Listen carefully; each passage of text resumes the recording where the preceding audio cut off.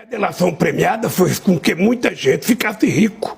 Ora, o que eu posso te dizer é o seguinte, sabe, o processo de investigação poderia ter sido mais sério se o juiz não fosse o pilantra que foi, se não transformasse a Lava Jato numa questão política, para me proibir de ser candidato a presidente da República, para tentar me condenar. Ou seja, o tempo inteiro, eu tive 26 processos, foram todos, eu fui absolvido em todos, fui absolvido pela Suprema Corte, fui absolvido na ONU, na primeira e na segunda instância, ou seja, eu sou um cidadão livre, embora pelo fato das pessoas terem passado 5 anos acreditando na mentira, as pessoas não querem reconhecer.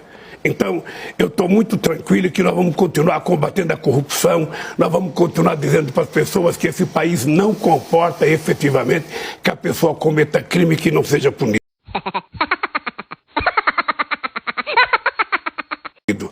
Ministro, o candidato Lula, do PT, menciona mais de uma vez que esta operação foi uma mentira, numa tentativa de tirá-lo do páreo das eleições. Eu gostaria que o senhor primeiro comentasse a sua visão sobre o que foi dito, então, pelo candidato Lula ao William Vac. Boa noite. Boa noite. Primeiro, boa noite a todos. Eu queria agradecer a oportunidade de ter esse direito de resposta, porque fui citado, fui inclusive ofendido. O que a gente tem que deixar muito claramente aqui, inicialmente, é que o ex-presidente Lula mente, ele está sendo mentiroso. Porque, primeiro, ele não foi absolvido e nem inocentado. Isso é muito claro.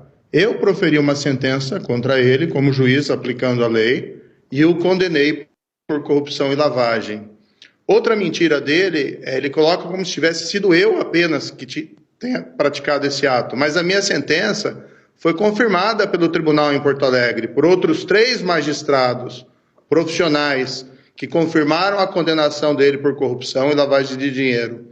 Depois, essa decisão foi confirmada de novo em Brasília pelo STJ, por outros 5 magistrados.